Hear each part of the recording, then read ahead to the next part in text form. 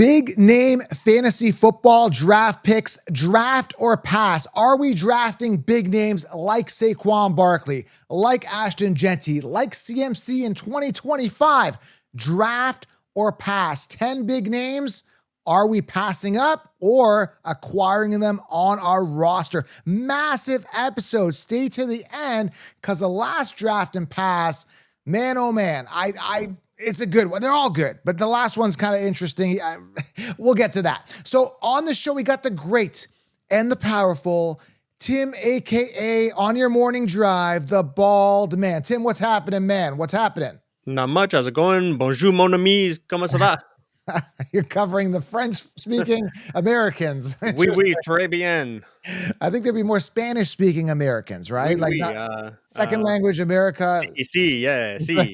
There you go. We're covering all ethnicities in this episode. It's going to be exciting here, man. And we've got the news. We're going to start with the news and get to these specific players. I'm excited, man. And we got to get you up to date. Did Connor survive the barbecue? Tim, you have no idea the drama that's going on in this show. We'll get to that in the news with Breaking Brad and Connor. There's a debacle. The authorities were almost called, and Connor, we're going to get to, he refuses to press charges. We're going to get to that in a second. So much to cover in this show on your drive, on your commute. Tim, are you excited? Fantasy football is officially back. Are you pumped up? We's good, man. I tell you, and this is a good list. I like this list. I don't think we're going to be arguing too much on many of these. Everybody always complains that I'm always against you. Well, I speak my mind, but this is a good list. I like this. All right, guys, if you're new to the channel, smash a thumbs up, hit it, smash it, tap it, slap it right here below, and drop it below. As we're going through this, make sure you guys drop a comment. Are you smashing? Are you passing? Wait, does that make sense? Drafting? We should call it smash or pass. Either way, are you drafting or passing on these players? Smashing could be taken as another term. We don't want to do that. So are you drafting or passing in the comments below? But smash that thumbs up. That's what I'm trying to say. Get it right here. We don't want to be smashing players. Okay. All right. And then drop your questions if you have any below. I'll try to get to as many as I can. But also secure the 16-round draft solution. Sleepers, breakouts, optimal players are drafted in each round. Everything you need to crush your leagues, guys, in the 16-round draft solution. Grab it below. It'll be light years ahead of the sheep in your league. Grab it right here below. I've linked it, pinned it to the comments. Ironclad roster. I'm telling you, rankings are done. Grab 16 rounds below right now. Tim, I'm ready to dive in, man. But, before we start, we got to start off with the breaking news. And who better to start with the breaking news than guess who it is, Tim? It's Breaking Brad. Breaking Brad, who has been angry, which we're going to get to. We're going to save his news at the end of the NFL news here. But we now have breaking news. There he is. We now have breaking news. We get it, Brad. We got Really it. breaking. We got it the first time here. We got so much to cover here. And you might get an appearance with Connor if he did survive the barbecue. We're going to let you know what's going on there. All right, let's get to the news here. I want to talk about a couple highlights here. And this is like literally the calm before the storm. Now that training camp is kicking off, there hasn't been anything that's really jumping out. Other than the Terry McLaurin, he's getting some contract. They don't want to pay him. So the New England Patriots could have interest in Washington Commanders wide receiver Terry McLaurin if Washington decides to make him available in a trade. Now, I don't understand this. Again, they've got Stephon Diggs, the veteran guy. They drafted Kyle Williams. They improved the O-line. Drake May is ready to go. Why bring in another McLaurin? Like, it doesn't make sense, man. Like, I hate when they do that because it makes me lose faith in the guy they drafted relatively high in Kyle Williams and then also Stephon Diggs. That tells me, like, if you're interested in this guy, what about your other guys? You draft Kyle Williams round 3. Like, no faith in your rookie wide receiver, clearly, Tim. That bothers me. I don't know. I don't like that. Yeah, not just that, but what kind of money is he looking for? He's probably looking for stupid money. Like, I'm worth $20 million a year. I'm a 25. I want to be the highest paid wide receiver. Like, these guys got nuts a few years ago. The receiver contract started going crazy, and some of these guys are expecting a lot more money than I think they're worth. From what I was hearing, rumor-wise, I just get a bunch of headlines coming my way. He wants big money, but he doesn't want like Jamar Chase money. Obviously, I mean, the guy's like almost 30, if not 30 years old right now, and he's no Jamar Chase. But sometimes their expectations are unrealistic, right? But obviously, the Commanders do need a wide receiver one. They got like Deebo Samuel, some other guys that just aren't going to get it done, like Noah Brown, which we'll talk about in a second. Stephon Diggs, speaking of which, was not among the players placed on active, physically unable to perform list. I know there was some talk about him. He's pushing to be ready with the injury last year. He's going to be avoiding PUP, which is a good sign. Hence why they probably don't need Terry McLaurin. Ricky Pearsall, 49ers wide receiver, hamstring was placed on IR, but again, he should be good to go. He was banged up. This is the player, for those who don't know, that was actually, shot up a little bit with a pew-pew about a year ago or so. Glad he's okay, ready to go. He should be fine, but though when season starts.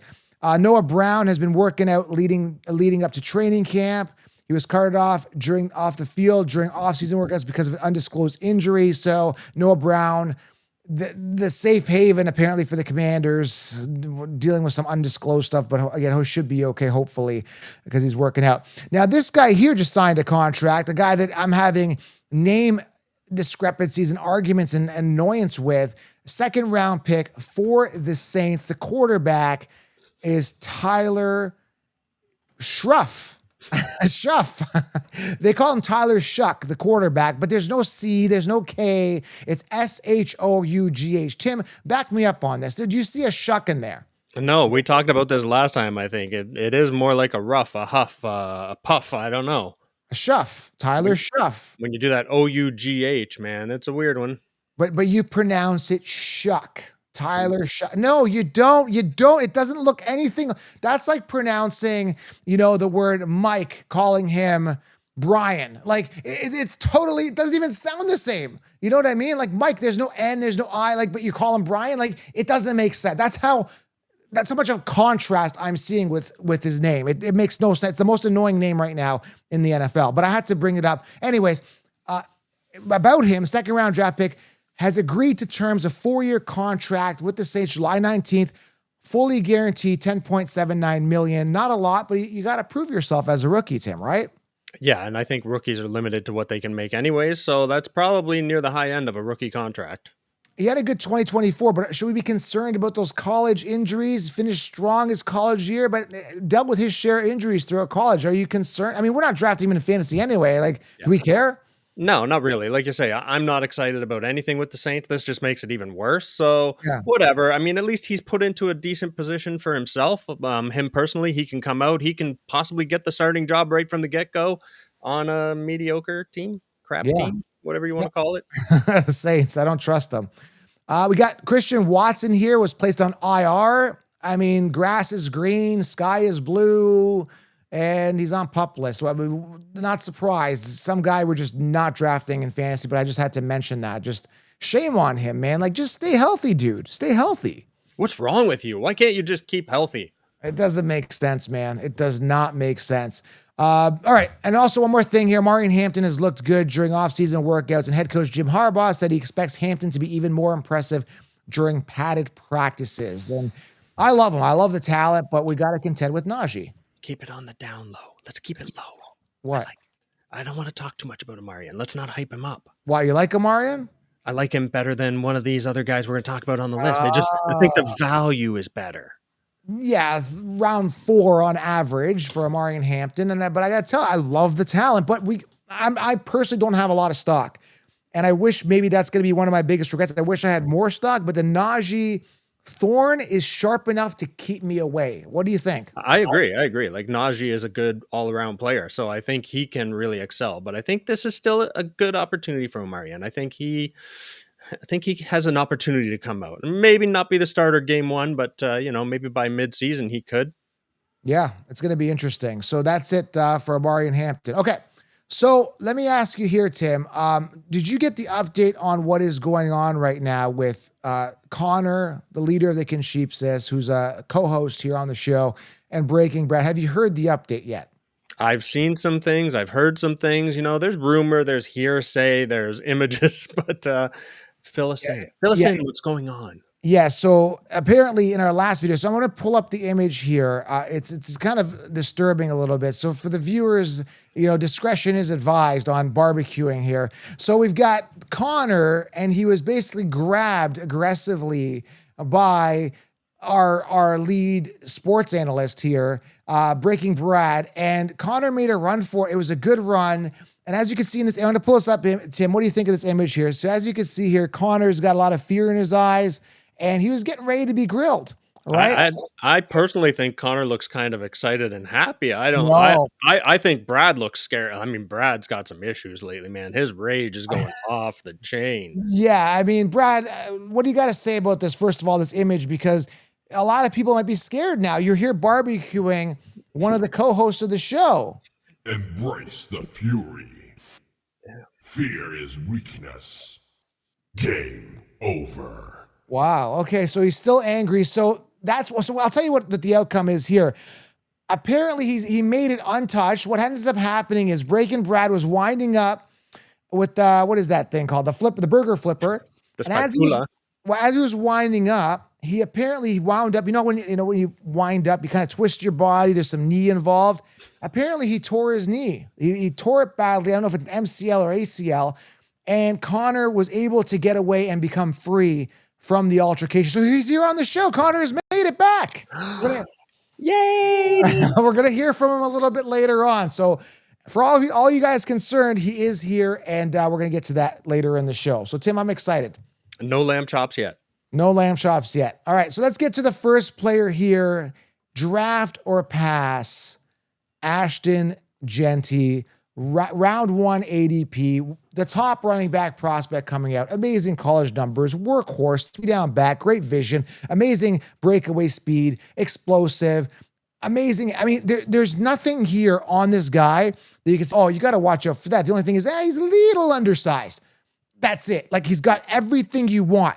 The only knock, there's 2 knocks, little bit undersized, and he's on the Raiders, who it's a new offense now. Geno Smith, they've made O-line improvements. They got wide receivers now. They could or could not pan out with Dante Thornton, 4th round pick, Jack Beck, 2nd round. You got Brock Bowers coming off a good year. Everything looks like he is going to be the guy. No competition there. I don't see Zamir White doing anything on all the other running backs there. Sincere McCormick. I don't even know who's in that. Like, I don't even care. It's like Genty and everybody else. So everything's looking good. But are you drafting him in the first round, Tim? I'm going to lead with you. You did a lot of research on him. You've been studying him. He's shaking his head. What's wrong with you? Price is too high, man. Why do you guys hype up these rookies so like, he belongs in the 3rd to 4th round, even with the opportunity he has. Like you say, yes, there's a Zamir White there. There's nobody's, but the team itself is crap lately. Like, for the last 3-4 years, Raiders have been junk. Other than Brock Bowers last year, there's nothing here. So he does step into a great opportunity. He does have phenomenal numbers, not just in the rushing, but also in receiving. He was pretty well used in receiving. So there is a great opportunity here. I'm just not thrilled. I did dive into this guy a lot. So let me hit you with something. So he's coming from Boise State. Some of the other notable running backs that came out of Boise State that were fairly high draft picks, not as high as this. I believe Genty's actually been the highest draft pick ever out of Boise State. Sounds But right. Jay Ajayi. Oh, yeah. You love him, don't you? Yeah. Here's I'm not another. high. You're not high on Ajayi? Yeah, I'm not high on Ajayi. And everybody was on. I remember that whole Ajayi phase years ago. Everyone was like, draft Jay. I'm like, no, he sucks. But yeah. And Ajayi had very similar numbers in college. I don't So know. just Are keep. you sure about that? I'm sure, man. I looked this crap up. I go into this because I knew, like, all you guys want to get on me about this early draft pick. How did it pan out last year? Huh? You take those rookie running backs in the 1st round and you end up getting screwed, you morons. Don't do it. Don't do it. So I disagree. The second big name running back that you love to hate on came out of here too was Alexander Madison. Oh, yeah. Yeah. So Boise State, they've produced some good early round picks in the running back position that just haven't panned out in the NFL, baby. Keep that in mind. I'm not saying it's a thing to follow, but you got to put a little bit into that. Put it all together. Raiders, offense is garbage. Brock Bowers is it. Nope. That's why I'm saying Omarion is mine. If I'm going with the rookie running back, I'm going Omarion. Yeah, but you got to contend with Najee, where you don't have to contend. But you got to take a look at who else is coming off round 1. And there's a lot of suspect guys, even though some people think it's like safe with certain players. Like CMC comes off round 1. Like, he's 2 for 5 in his last couple. Well, so I'll get to CNC. I don't want to talk too much about him, but there's other guys coming off, like even a Jahmyr Gibbs. And that's the big question. Do you want Jahmyr Gibbs, who was #1 running back last year, but only averaged like 18 fantasy points per game when Montgomery was there, and had about 30 points or so with Montgomery out? So that's the difference you're looking at. You're wasting a pick on a guy when we know he's going to be committed. You are banking on a Montgomery injury. Yet he's coming off round 1 where you got Genty and you've got a clear path to not only RB1, but no one else is going to get involved. I don't see Raheem Mostert, but somebody say Mostert's going to steal goal line work. Maybe a couple, maybe, but I'm not concerned at all. Like, I'm all in on Genty's in my big money leagues and all my best ball leagues, because I ended up drafting in all my leagues typically after pick 6 in the first round. So he ends up being on all my teams. I love him, Tim. I'm 100% all in on him without a doubt. All right. I mean, we just got to let the year play out and see what happens. To me, I don't like the team for one thing, but I think he does have amazing potential. All right, next guy here. This is definitely a big question mark here. Saquon Barkley, round 1 ADP, draft or pass. Before we get into him, I just want to say something here. It's all about the only thing two things that are knocking it. Well, one main thing, coming off that pinnacle year, and historically, regression happens. Now, everybody that sticks up for that says, oh, regression happens. Their main argument is always the same thing. They say, well, regression happens, but even if we get a 20% decline, we're still okay with his numbers. And that seems to always be the justifiable argument to go ahead and draft this player. Yet almost every time a player comes off this astronomical year, especially a Super Bowl hangover and a Madden cover to boot, you've got a guy coming off. They always tend to bust. We've seen it with CMC last year. We saw it with Michael Thomas in 2018. We saw it with Cooper Kupp, his astronomical year, right? It's almost like a lock for these guys to either get hurt or regress, right? Now, I'm not wishing injury. I'm hoping the best. I love the talent and I love the work ethic, but it's got to be in the back of your mind, because historically there's always a bust. Now, you got to now invest a top 3 to 4 pick in him, Tim. He's on the clock. You know this in the back of your head. What are you doing? I'm giving him this year too. I'm saying this is a good year for Saquon. He's still young enough. He's had some injury problems a few years ago. Last 3 years, he's been used a lot. He's put in big numbers. The change of scenery really helped him. So we know that that's going. It's basically the same team as last year too. Like, no pieces have changed here really on the offense. So I think this is still a good Saquon year. I would go. I'd feel comfortable taking him in the first 3. I'm going to pass, but I do see him having possibly another good year. But I'm always concerned. Like, people don't compare players to cars, but I always go to the highway analogy. Don't do this. But if you run on a highway and you on a main, interstate, and you run across and you come back and you run across, eventually you might get hit. And I just feel like this guy is just so much mileage on him, right? Like, I don't know. It's after last year, and they already talked about a possible regression with him. The team's like, yeah, we got to get more people involved. He touched the ball over 400 times last year. We got to, just be aware that historically the odds don't look good that he's going to have another good year. That's all. And I'm not wishing injury, but that's it's a huge possibility. All right, Tim, next guy here is Devontae Adams, the old GOAT. And here's where I have an issue with these guys, Tim. Here's where I have the issue. You got a guy coming off typically round 3, veteran, who's never taken a back seat. And we know he's kind of on the tail end of his career. We get it, right? But he's still a good player. But he's on a new team with Matt Stafford, and now Puka's coming off an injury. We don't even know if he's going to stay healthy the whole year. And you got him coming off round 1. You got Adams coming off round 3. And you got such high draft capital in both players when there's still uncertainty on who the one is. Now, everybody's saying it's Puka, because he's younger and he's really good. He's a good player, no doubt. But so is Adams. Now, the only argument is, again, the youth and the rapport with Stafford is leaning the scale towards, him being a first round pick compared to Adams, a third. But nobody really knows 100% with the caliber player that Adams is, and the aura that he is, the energy that he presents. Not only that, he comes in, and I think it's a huge beta thing. And some people in the comments say, yeah, it's not beta, but Puka gives him his number. Like, I don't know, man. Like, that's almost like I'm taking it. There's some stake in my claim, and I don't know, maybe I'm overlooking into that. What do you think? Like, Yeah, you're always into this Uh, alpha and beta and yeah, I can't use the word, but the yeah. ification of people. Listen, sometimes it's just a matter of respect. He respects what Devontae has done in the game and how good he still is at the game. So he gave up his number. There's really, it's not a move on a, it's not to say he's a PU something, I something, got you. something. Yeah. Like it's not, man. Sometimes it's Yeah. just a matter He's of yeah. respect, and that's a good team move to make sometimes. Just giving it up, letting the God, I want to say like I wanted to say the rookie. It's not the rookie. Letting that veteran player come in and still maintain what he's always had, right? Just show the respect, make it a team thing. It's all good. Now, as far as what you're doing here, and you're saying it great. I mean, Puka coming off normally like seventh or sixth, seventh, eighth. Let's put him around there, and then Yeah. Devontae coming off around 32.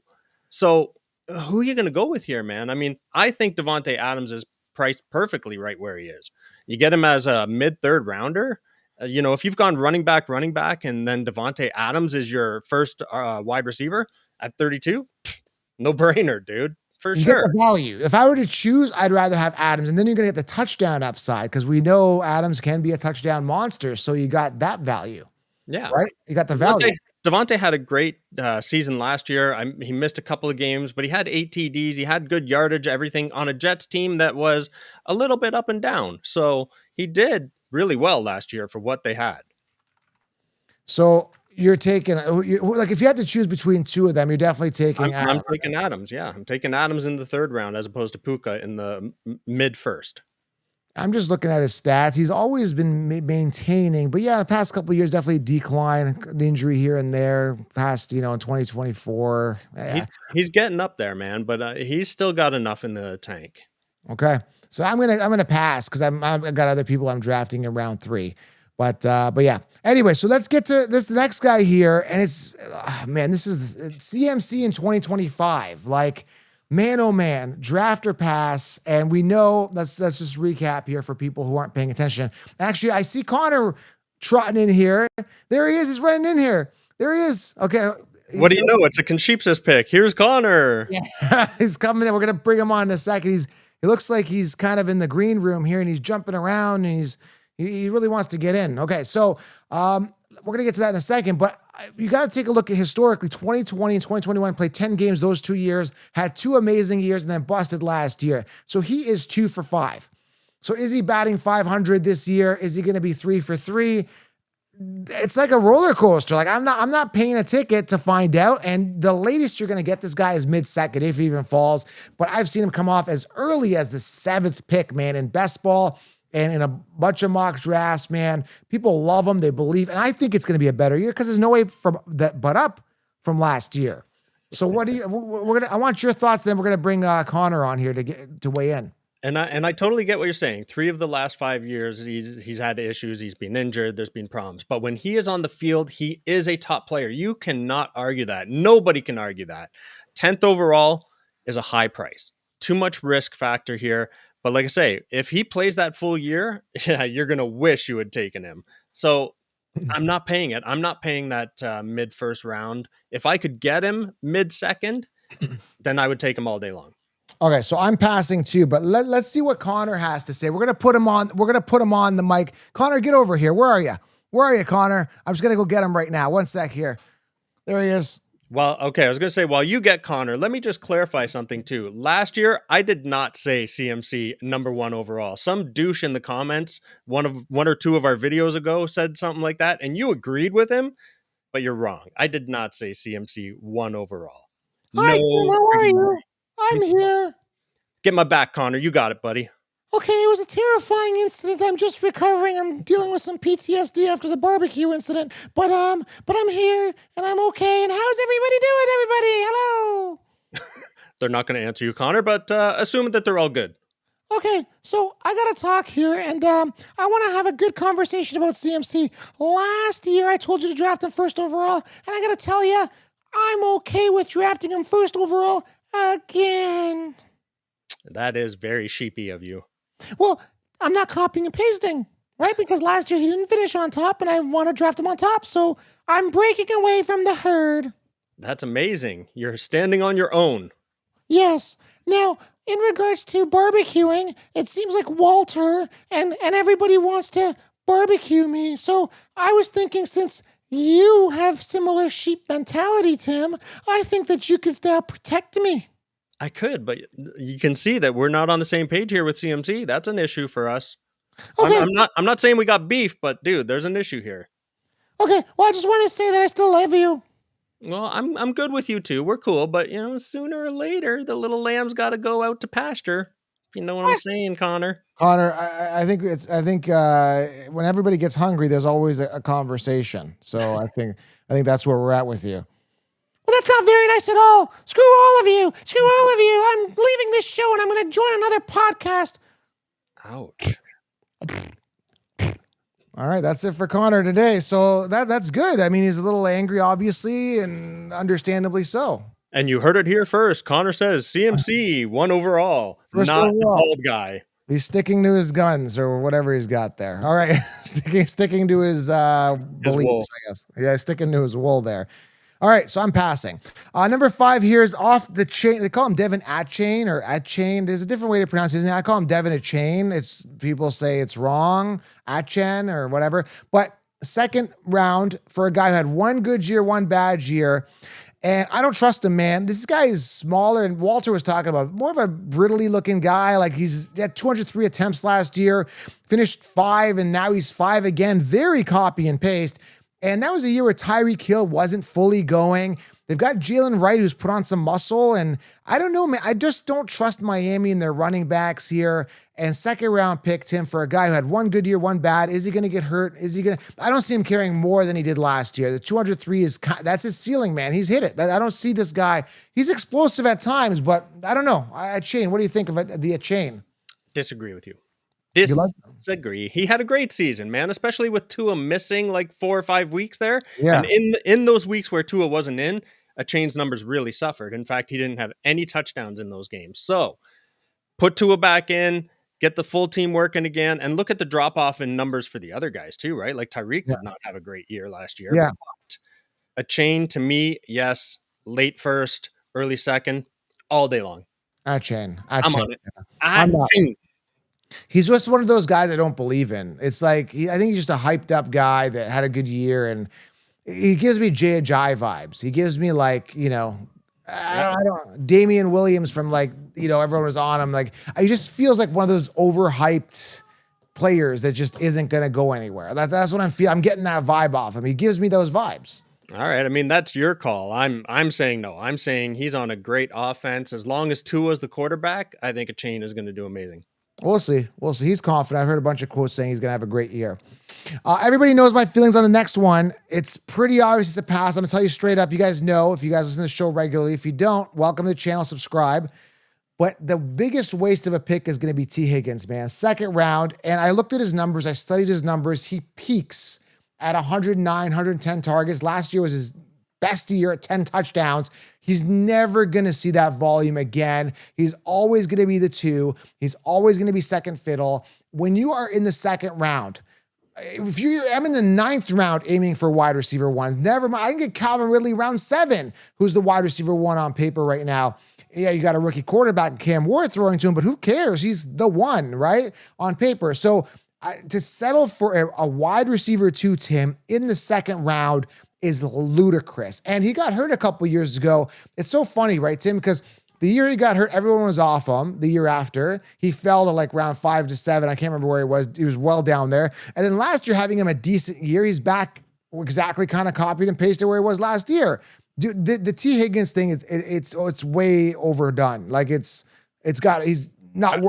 I wouldn't even take him in the 12th round. I have no desire. Are you sure you saw the numbers correctly? Because last year he missed like 4 or 5 games and still had a pretty damn good year. So I'm not quite sure what you're talking about. I'm talking about the year before. He played like not a lot of time. I think I don't have the stats for you, but he played like 12 he's missed games. 4 to 5 games both in 23 and 2024. So he's missed games both of those years, but still put up pretty damn decent numbers, man. So injuries have to be looked at and be taken as a bit of a concern. But if you gave him those 4 more games on the field, his numbers are fantastic for a 3rd round. I'm not saying a 2nd round pick. I see him early 3rd. So once again, if you went that RB and then you can grab a Higgins, I think it's a pretty good call. Listen, he played 12 games in 2023 and he finished like 50th or something amongst wide receivers that year. He had like 656 yards, 5 touchdowns. That's unacceptable. That's a huge bust of a year. And he was coming off, I think, second round that year. He did nothing in 2023. Garbage player, 137 fantasy points. Garbage. Yeah, and that's fine. But look at him last year. Missed the same amount of games and still had a pretty good year. I think he was up in the 200 points. Yeah, very touchdown heavy. Still didn't crack 1,000 yards, 911 yards. Like, He is going to always take the back seat to Jamar. There's no doubt about that. But I'm saying he's still a pretty solid guy, but the injuries are scary. unacceptable. Unacceptable. I will not settle for mediocrity on my team. That's a Connor thing. Okay? I'm saying hell nah. What Connor, hold on. Connor's got something to say about this. Well, there he is. Where is he? Hold on. Connor, get back in here. He loves T. Higgins, by the way. He loves T. Higgins. All right, here he is. Connor, how do you feel about T. Higgins? You know I hate him. I love T. Higgins. I love him. I want every part of. I want to draft him in round 2. I love T. Higgins. That's all. Draft T. Higgins round 2 because I said so. All right, there you go. Connor's weighed in. I don't know. I don't agree with that at all, Tim. I don't agree with Connor. I don't agree with you. I don't agree with anybody suggesting T. Higgins round 2. I think it's the biggest. He's gonna get hurt, man. Contract hangover. He just got paid. I'm not saying round 2 at all. I am saying third round, I would consider him. I would have to see who else is on the table at the time, but I would look at him as a relatively consistent 200 points. Nothing more than that, though. So round 3, 200 points, I don't know if that's quite enough. He's going down. He's going down. I'm not wishing. You might be right on that one. He just can't finish a season. All right. Yeah, that's another thing. Can't finish a season and he's second fiddle. So that's not good. Yeah. All right. Next guy here, 100% regression is Lamar Jackson. And the reason I say this, listen, I love Jamar. I love Lamar because I was thinking Jamar Chase. We're just talking about Higgins. Jamar, it rhymes. Okay, so Lamar Jackson, listen, I love the guy. I think his work ethic is like second to none, and he's a great player, and I love his rushing upside, and I love his versatility, and yada yada. But what a great year last year, almost too perfect. And when you compare it to his years prior, not even close, not even in the same. Like you wouldn't even think it's the same quarterback. I think his rookie year, second. I got to pull up the stats here. He had like a really good year. But like the 41, this is not a guy that throws 41 touchdowns. Like it was a great year. It's not going to happen again. You guys are dreaming. So that's my thoughts on it. Just for that, I'm going to fade him because I don't believe he's going to have anywhere near those numbers, Tim. Like how good were his stats last year? 41 and 4 interceptions. Like no chance. No, that is amazing. You're absolutely right. Now, the one good thing about Lamar is he's not typically a high interception thrower, but the touchdowns were way lower in the other years too. So there would be years where he'd throw like 24, 25 touchdowns and 7 INTs, which is not bad at all by any means, but last year was definitely a phenomenal year for him. And what I wrote down even is his arm really shone. And I never gave him credit for being a great passing quarterback. To me, a lot of these running quarterbacks are like a kind of a run first. Lamar's not that. He's pretty much a 50-50, man. He will throw and he will run. If it's there, he's got it and he'll take either one that comes. Still a great pick, but the problem is, man, I don't go quarterbacks in second round, late second, early third, still picking a quarterback. No, I think there's better values to be had out there. There's tons of value. You just want those, the rushing upside is the big thing. And the thing about it is that because Henry was there, you got to imagine that took away a lot of the rushing, right? That's kind of why he's, I guess, throwing more, but I don't know. I don't know. I don't agree with that. You look at the numbers, and I think his rushing was pretty much the same as every other year that it's been. So you add Derrick Henry into this too. It's like, holy crap, they just had such a killer team last year. You're right. He was similar. He was down about nine rushing attempts from the year before. Pretty much on par, I guess. And his yardage was actually up from the year before, 915 on the ground to 821, 4 touchdowns. He had 5 touchdowns the year before. Drop. So a slight drop, but nothing huge. I don't know. But his big year was 2019. That's where he did a lot more. He had more rushing yards, 1206. But I don't know, man. Something about him, just like 430 fantasy points. If you look at the year before, 331, 236, 240, 332. So he had 4 years, nowhere near the 430 mark. So again, the same debate. Pinnacle year, even if he drops 40 points, I'm still okay with a 380 point season. Understandable. It is, but I don't think that's even going to happen. I think you're right. I think right around 300, 320. That's a really good season for him. Yeah, for sure. I feel more comfortable with the Josh Allen. I feel more solid with him. I don't know, something about Lamar Jackson. He had his share of injuries in the past as well. I mean, 12 games in 2021, 12 games 2022. That always kind of lingers in the back of my mind, like the injuries, right? I don't know.